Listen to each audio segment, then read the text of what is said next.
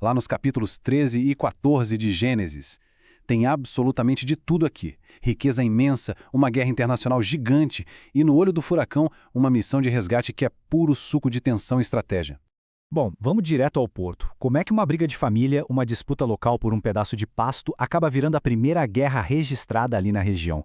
Imagina só, um conflito no quintal que, num piscar de olhos, explode numa tensão geopolítica de proporções épicas. É exatamente essa escalada fantástica que a gente vai investigar agora. Parte 1. A separação de Abrão e Ló. O peso da riqueza. O estopim de tudo isso não foi falta de amor nem traição, nada disso. Acredite ou não, o problema foi o excesso de dinheiro.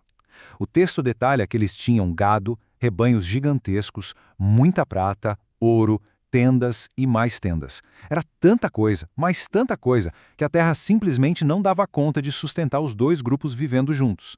Aí, claro, os pastores de Abrão e os pastores de Ló começaram a bater boca, e a convivência ficou insustentável.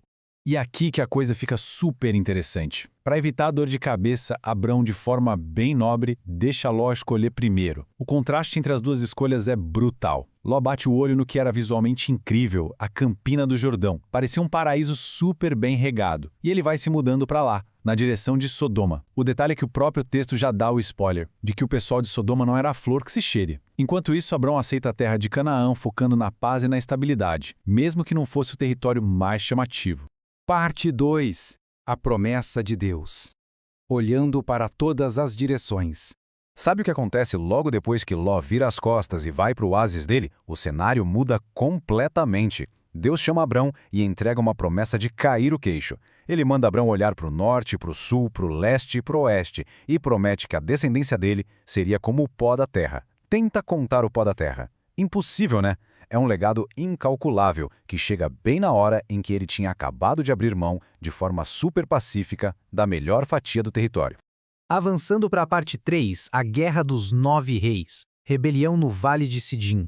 Mas a paz não dura muito. A escala da história muda da água para o vinho e a gente cai no meio de um conflito geopolítico super denso. Dá uma olhada nessa aliança que se formou ali no Vale de Sidim. De um lado, uma força-tarefa pesada de 4 reis invasores lá do leste, comandados por Kedorlaomer. Do outro, uma galera formando uma frente de resistência, uma confederação de 5 reis locais, que inclui os reis de Sodoma e Gomorra, é literalmente o palco armado para a primeira guerra registrada no texto bíblico. E não foi uma guerra que surgiu da noite para o dia, não. Foi uma verdadeira bomba relógio. Foram 12 anos sofridos com os 5 reis locais pagando tributos altíssimos e servindo aos invasores. Lá pelo 13º ano, a paciência acabou e eles se rebelaram. Isso foi a gota d'água para o 14º ano, quando os 4 reis voltaram com sangue nos olhos, esmagando o que viam pela frente até o confronto inevitável no Vale de Sidim.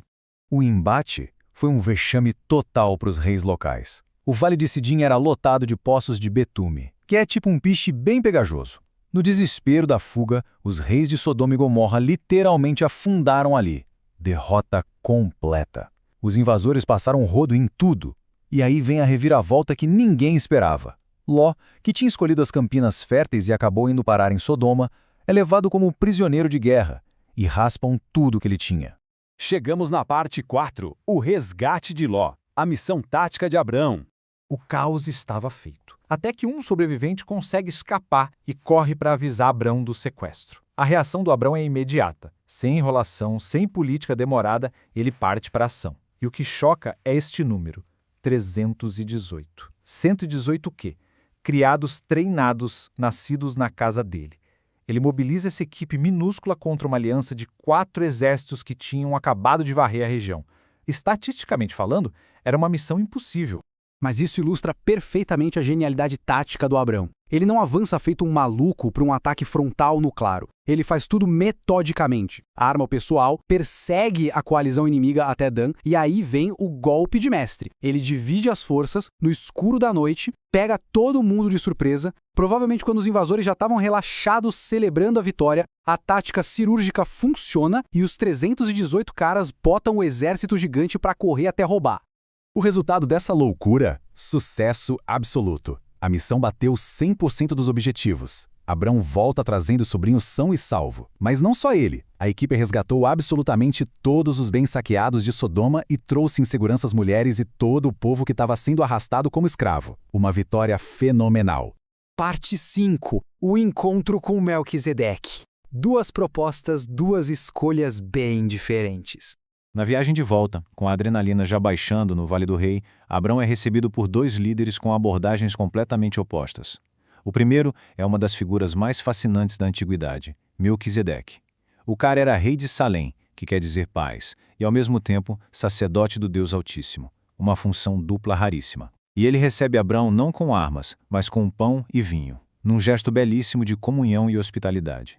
E aí, Melquisedeque profere uma bênção poderosa. Ele deixa super claro que aquela vitória maluca de 318 homens contra 4 impérios não foi mera sorte ou apenas uma tática militar engenhosa. Foi porque o próprio Deus Altíssimo interveio e entregou a vitória na mão de Abrão. Com essa ficha caindo, Abrão não pensa 2 vezes. Honra o momento e entrega para ele o dízimo de absolutamente tudo que foi recuperado. Mas, logo na sequência, quem aparece? O rei de Sodoma. Lembra dele? O que tinha afundado no poço de Piche. Ele chega com um papo frio e super transacional. Me devolve as pessoas e fica com os bens para você. A resposta do Abrão é uma verdadeira aula de integridade. Ele corta a conversa na raiz, demonstrando que o caráter dele não estava à venda e que ele não aceitaria 1 centavo vindo de um líder como aquele. Então o ponto crucial de tudo isso é a força da atitude de Abrão. Ele faz um juramento altivo, prometendo a Deus que não ficaria nem com um fio ou a correia de uma sandália que fosse daquele rei. O motivo? Para que amanhã ou depois o rei de Sodoma não pudesse encher o peito e contar vantagem dizendo: fui eu que deixei o Abrão rico. Ele queria que a dependência dele fosse exclusivamente ligada às promessas divinas. Toda essa jornada intensa que a gente desbravou aqui, nos capítulos 13 e 14, cria um painel incrível sobre as nossas escolhas. De um lado, Ló, que foi guiado pelo imediato, pelo brilho verde da campina e que acabou caindo numa armadilha que virou a vida dele de cabeça para baixo. Do outro, Abrão, guiado por promessas que ele nem conseguia enxergar fisicamente, mas que deram a ele coragem, independência e uma fé blindada. No final das contas, diante das grandes encruzilhadas, o que vai guiar as nossas decisões? A aparência do momento ou os princípios que têm valor verdadeiro?